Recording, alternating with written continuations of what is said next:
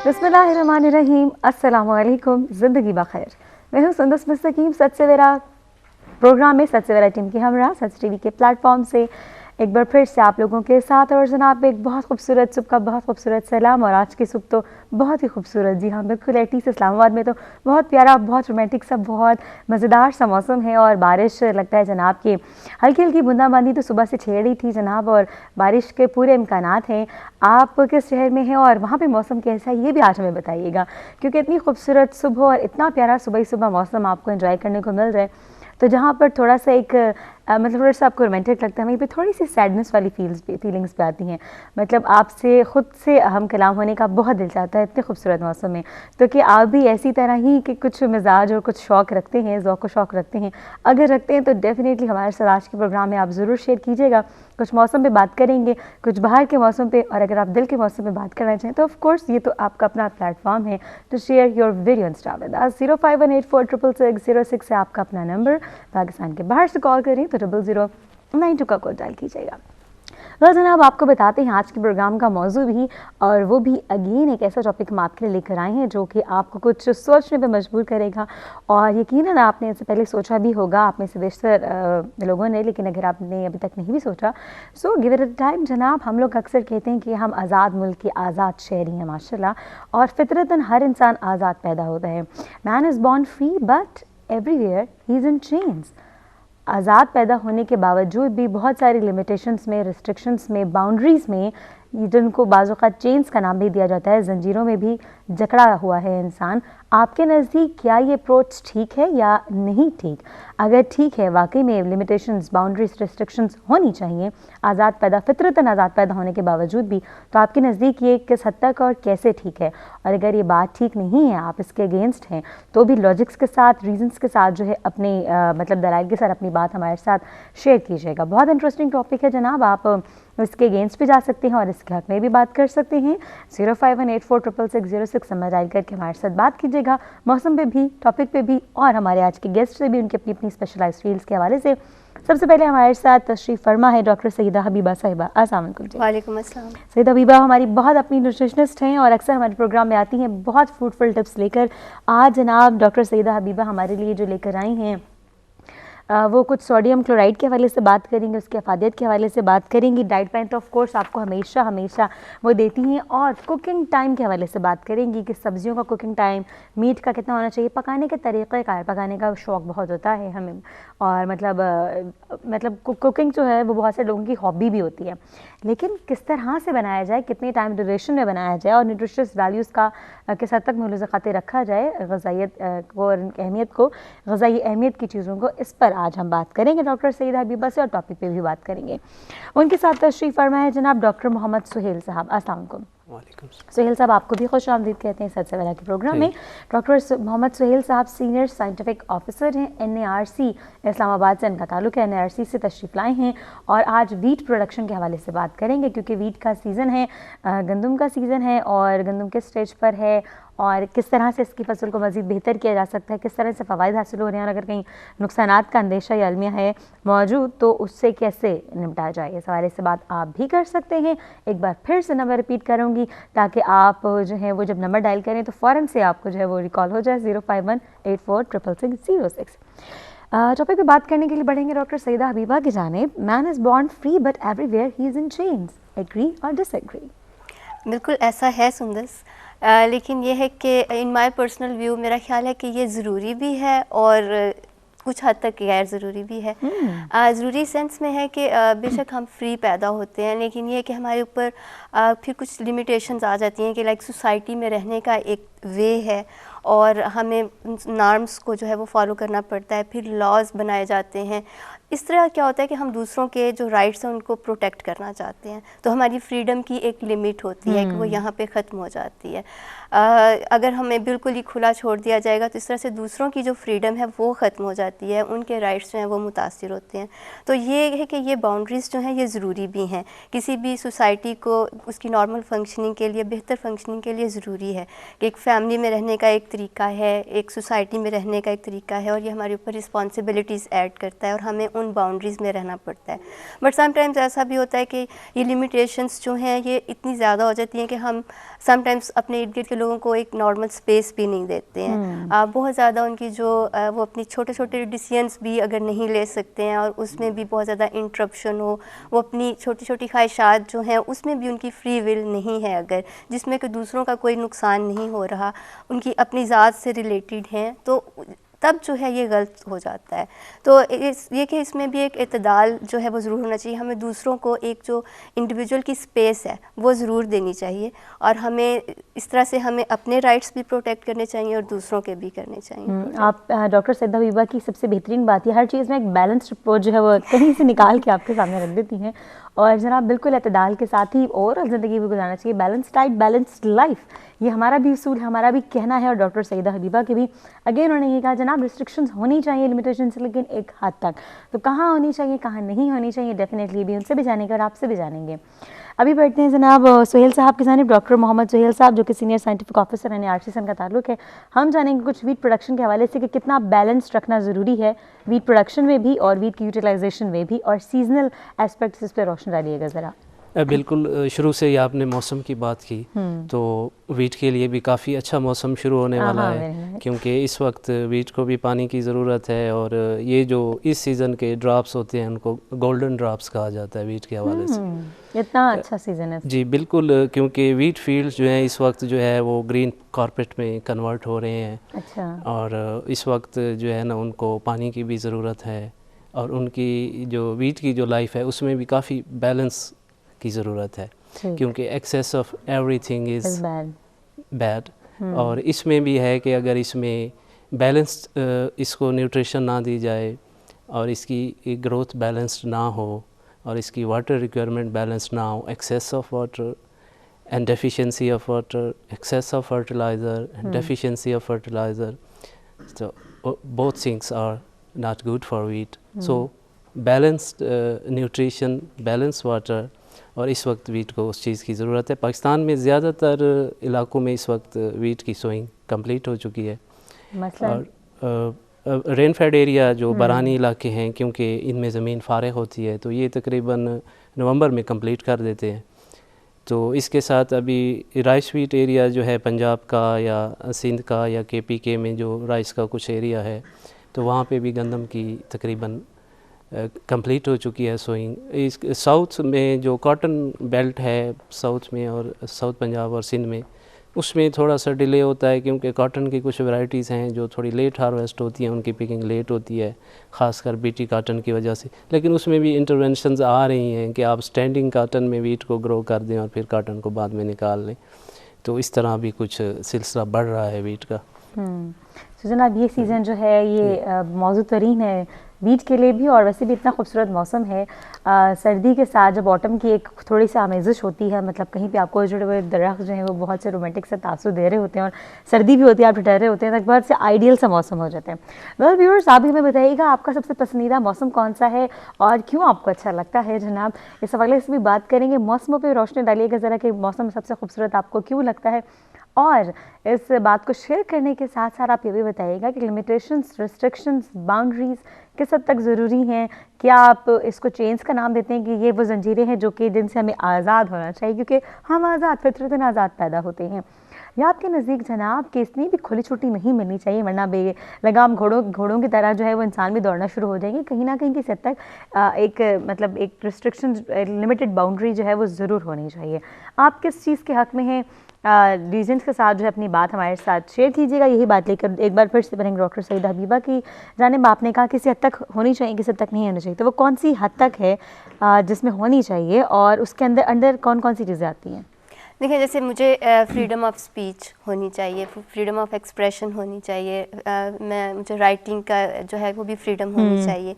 But जब मुझे freedom of speech है तो साथ ही मेरे ऊपर ये लिमिट भी आनी चाहिए कि मैं दूसरों की फीलिंग्स को उसमें हर्ट नहीं करूं, दूसरों के जो राइट्स हैं उनके अगेंस्ट कोई बात नहीं करूं। तो मेरी वहाँ पे जो है फ्रीडम ऑफ स्पीच जो है वो ख़त्म हो जाती है। इसी तरह से हर लिहाज से हमारी जो भी फ्रीडम है उसकी एक लिमिट है, जहाँ पर वो दूसरों के लिए बुरी साबित हो, दूसरों को नुकसान पहुँचे, पहुंचाए, तो वहाँ पे उसकी जो लिमिट है वो ख़त्म हो जाती है। और इसी तरह से मेरे भी राइट्स जो हैं वो इसी तरह से प्रिजर्व होते हैं कि जो दूसरे जो हैं उनका भी एक जो है लिमिट जो है वो मेरे राइट्स को प्रिजर्व करेगा। तो इस तरह से ये एक अप्रोच है कि जहाँ पे एक शख्स के राइट्स जो होते हैं वो दूसरे की ऑब्लिगेशन होती है, तो ये गिव एंड टेक है। इसीलिए जो है वो इसकी लिमिट्स जो हैं ये ज़रूरी हैं, बट बहुत ज़्यादा जैसे मैंने कहा कि लिमिटेशंस इतनी हो कि मैं अपने आप को एक्सप्रेस ही नहीं कर पाती नॉर्मल भी या किसी भी चीज़ में, या छोटे-छोटे डिसीजंस, बिल्कुल, और डिसीजन मेकिंग में एक जो लिमिट है कि वो ज़रूर होनी चाहिए कि मुझे बिल्कुल मेरे राइट्स जो वायलेट हो जाएं, वो गलत है। Very nice. जनाब की फ्रीडम एक्सप्रेशन इस हद तक होनी चाहिए कि मतलब आप बाजू का ऐसा होता है कि आपके राइट दूसरे की ऑब्लिगेशन होती है। बहुत इंपॉर्टेंट पॉइंट रेस किया है, इस पर मजीद बात करेंगे। इस वक्त देखते हैं लाइन पर कॉलर कौन हमारे साथ है। अस्सलाम वालेकुम। वालेकुम सलाम। कौन बात कर रही हैं और कहाँ से? जी मैं सिद्रा बात कर रही हूँ लियाकतपुर से। सिद्रा लियाकतपुर से। जी सिद्रा, कैसी हैं आप? ठीक हैं? जी बिल्कुल ठीक। जी डॉक्टर साहब से मशवरा लेना था वेट कम करने का ना। अगेन खवातीन की बहुत बड़ी प्रॉब्लम है जनाब। वेट कैसे कम किया हर जाए? एक्सरसाइज भी की है और दवाइयाँ मेडिसिन भी यूज़ किया है, लेकिन कोई भी फ़र्क नहीं है ना। आपने हाइट और वेट और एज बताओगी? एज तकरीबन 20 ईयर है। और आपकी फैमिली में है किसी को? नहीं किसी को नहीं है। महीने के लकी यू, फिर तो कम हो सकता बहुत इजीली। और वेट कितना है आपका अभी 20 साल की उम्र में? तकरीबन 75 है। बहुत ज़्यादा है माय डियर। चलिए आपको बताते हैं कि कैसे इसको किया जाए कम। अच्छा सा और जिससे ना कोई फ़र्क भी हो। अच्छा चलिए ठीक है, बहुत अच्छा सा आपको राइट प्लान देते हैं। ठीक है, बहुत शुक्रिया कॉल करने के लिए।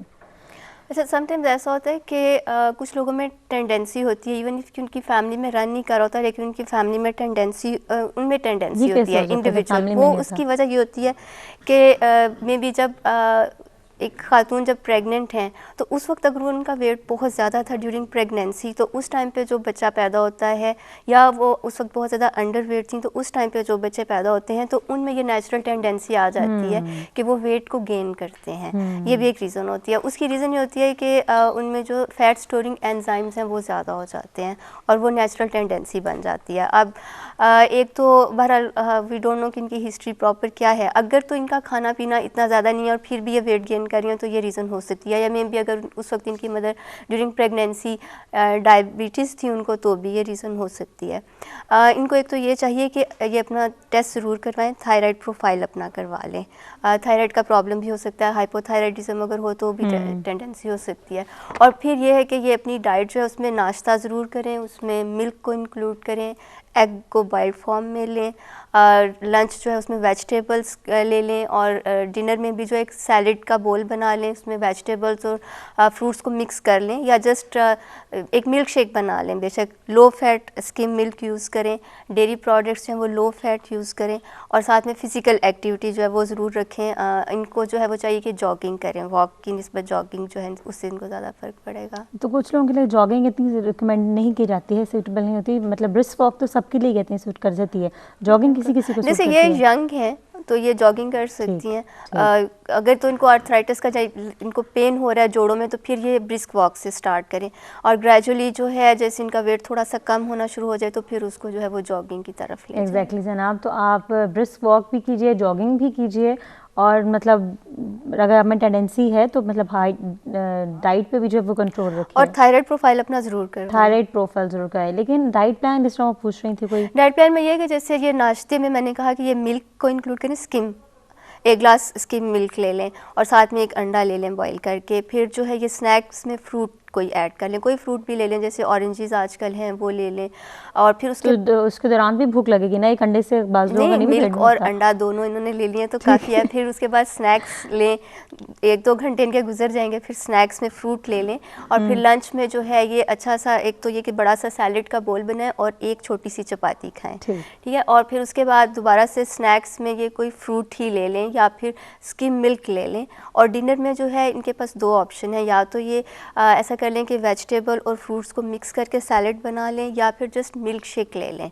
किसी भी जैसे तो मोटा करता है, नहीं, लो फैट मिल्क यूज़ करें और उसमें एप्पल डाल के तो उसका मिल्क शेक बना लें, तो बहुत ही अब विदाउट शुगर बहुत ही न्यूट्रिशियस भी है, इनको एनर्जी भी देगा, और ये कि बहुत ज़्यादा विदाउट शुगर अगर आप कोई भी मिल्क शेक लो तो वो मोटा नहीं करता है। नहीं, एक तो ये कि आप उसमें लो फैट मिल्क यूज़ करें और उसमें शुगर नहीं ऐड करें तो फिर वो अच्छा है। आप रेगुलर मिल्क नहीं यूज़ करें, जो रेगुलर मिल्क है उसमें फ़ैट्स बहुत ज़्यादा हैं, बट अदरवाइज़ अगर हम लो फैट मिल्क यूज़ करें तो रादर ये मोटापे को कम करता है। अक्सर हम लोग बाहर मिल्क शेक्स पीने के लिए जाते हैं तो मैं मतलब चीनी नहीं डलवाती हूँ, नहीं, लेकिन जैसे दूध तो नॉर्मल होता है वो। जब हम बाहर जाते हैं तो वो तो बहुत ही फैटनिंग मिल्क शेक्स होते हैं, तो इसलिए मैं अगर चीनी ना भी डलवाओ तो ना वो भी डलवाएं तो भी मोटा करता है। चलिए जनाब, कहीं से हम बच नहीं सकते किसी भी तरह से, बाहर हाल किसी ना किसी तरीके से जो है वो मोटापा हमारा और हमें फॉलो करता है और हमें डर डर के उससे आगे आगे भागना पड़ता है। एनीवेज जी, देखते हैं लाइन पर एक और कॉलर कौन है, वो क्या कहना जानना चाहेंगे। हेलो अस्सलाम वालेकुम जी, कौन हमारे साथ हैं? जी, कौन हमारे साथ हैं और कहाँ से? मैं गिलगित बल्तिस्तान से हूँ। आप टीवी की वॉल्यूम आपने जो है वो आहिस्ता नहीं। मेरा अम्मी के पाँव में जी जी, दर्द हो रहा है, इसलिए मैं अम्मी के डॉक्टर साहब से पूछना चाहता हूँ कि मेरा अम्मी के पाँव में काफी आगे से दर्द हो रहा है, तो क्या करना चाहिए उसके लिए? अम्मी के पाँव में क्या है? पाँव में दर्द हो रही है। पाँव में दर्द रहता है? एक पाँव में? जी जी, अच्छा, ये पाँव की एड़ी में दर्द रहता है कि पूरे पाँव में दर्द रहता है? पूरे यहाँ तक दर्द है। यहाँ तक दर्द है सोनू। उनका वेट ज़्यादा है? वेट कितना है? आपकी मदर का वेट ज़्यादा है? जी, आपकी मदर का वेट ज़्यादा है, मतलब नॉर्मल से वेट ज़्यादा है? वेट वज़न ज़्यादा है अम्मी का? ज्यादा भी नहीं है, दरमियाना है। दरमियाना है। चलिए अभी आपको बताते हैं थोड़ी देर में। बहुत शुक्रिया जी कॉल करने का। डॉक्टर सईद अभी जल्दी से बता दीजिए, फिर हमें सोहेल साहब की जानिब एक तो ये कि उनको थोड़ा सा ये चाहिए, मेरा ख्याल है शायद उनका अगर एक पाँव में दर्द है तो जस्ट उनका मे बी पॉस्चर सही नहीं है सोते हुए इस तरह से, या अगर उनको डायबिटीज़ है ये रीज़न भी हो सकती है। वेट अगर उनका थोड़ा सा ज़्यादा है तो उसको भी कम करें, उससे भी उनका फ़र्क पड़ेगा। और इसके अलावा वो नीम गर्म दूध में हल्दी डाल के इस्तेमाल करें तो वो पेन को जो है वो काफ़ी हेल्प करता है। तो अम्मी से कहा करो कि जिस तरह सोती है ना उस तरह ना सोएं, थोड़ा सा तरीक़ेकार मुख्तलिफ करके सोएं और नीम गर्म दूध में ना हल्दी डालकर वो इस्तेमाल करें, ठीक है।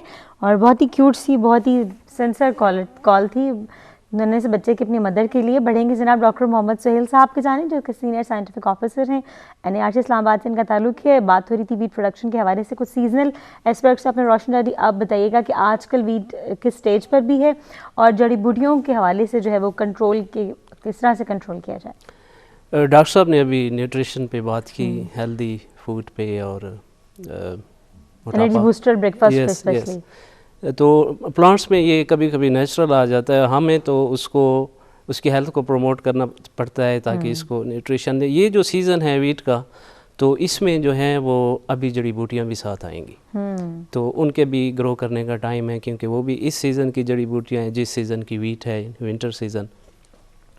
तो वो जड़ी बूटियाँ बेसिकली compete करती हैं पौधे के साथ, क्योंकि पौधा जो है वो सॉइल से न्यूट्रिशन लेता है, वाटर लेता है, सनलाइट जिसमें वो फोटोसिंथेसिस का प्रोसेस होता है, और तो जड़ी बूटियाँ जब साथ उसके ग्रो करती हैं तो वो भी compete करती हैं। वो भी उसी जगह से न्यूट्रिशन लेती हैं, उसी जगह से पानी लेती हैं और लाइट के लिए compete करती हैं। तो यहाँ पे हमने जड़ी बूटियाँ, क्योंकि अनवांटेड प्लांट्स हैं हमारे लिए, वो हमें नहीं चाहिए, हमें गंदम चाहिए, तो उसको हम कंट्रोल करते हैं ताकि हमारी गंदम जो है वो हेल्दी हो जाए। तो ये वो अभी स्टेज आने वाली है कि ये प्रॉपर स्टेज है, क्योंकि इस पे सिर्फ पहले इससे कंट्रोल के तरीके शुरू से इस्तेमाल हो सकते हैं, मैनुअल कंट्रोल है, मैकेनिकल कंट्रोल है, लेकिन अब हमें जो है इस वक्त 2 कंट्रोल हैं। एक तो केमिकल कंट्रोल है कि मुख्तलिफ़ किस्म की जड़ी बूटी मार दवाइयाँ हैं, वीडिसाइड्स कहते हैं उनको, उसका जो है वो स्प्रे करते हैं। तो इस स्टेज पे करते हैं क्योंकि अभी गंदम बड़ी नहीं हुई, और वो क्योंकि स्प्रे बाय टच होता है, वो जिस पौधे पे जाएगा तो उसको किल करेगा, क्योंकि अगर स्टेज गंदम की बड़ी हो जाए और लीव्स ओवरलैप करना शुरू कर दे तो फिर वो स्प्रे का जो है वो प्रॉपर असर नहीं होता उसके ऊपर। तो किस तरह से इस ओवरलैपिंग से बचा जाए मजीद आपसे जानेंगे, लेकिन इस वक्त देखते हैं लाइन पर कॉलर कौन हमारे साथ है। हेलो अस्सलाम वालेकुम जी। हेलो, कौन हमारे साथ हैं? हेलो जी अस्सलाम वालेकुम, हम सुन रहे हैं, आप बात कीजिएगा। कौन है? बिलाल भुर की बात कर रहा हूँ लाहौर से। बिलाल बात कर रहे हैं लाहौर से। जी बिलाल साहब, क्या कहना चाहेंगे? जी मेरा वेट ज़्यादा और मेरे कमर में दर्द है। वेट ज़्यादा है और कमर में दर्द है, और एज क्या है आपकी? एज है मेरी 27। जस्ट 27। कुछ जानना चाहेंगे? वेट कितना है आपका? 110। ओह गॉड, बहुत ज़्यादा है। चलिए हम आपको पूछ के बताते हैं आपको क्या करना चाहिए, ठीक है। बहुत शुक्रिया कॉल करने के लिए, जल्दी से बता दीजिए अच्छा, इतना इनके लिए भी जैसे भी मैंने एक डाइट प्लान बताया है ऑलरेडी, तो उसी को ये फॉलो करें, लेकिन बीइंग मेल जो है ये थोड़ा सा उसमें ये ज़्यादा ऐड कर सकते हैं। जैसे कि अगर मैंने कहा कि वो मिल्क लें, तो ये मिल्क शेक बेशक सुबह बना लें, मिल्क लें और उसमें एक सेब डाल लें, उसका मिल्क शेक बना लें, उसमें चीनी नहीं ऐड करें। और इसी तरह से ये अगर इनको कॉन्स्टिपेशन का प्रॉब्लम रहता है तो इसबगोल को ज़रूर ऐड करें, सुबह 2 ग्लास नीम गर्म पानी में इसबगोल ऐड करके वो लें।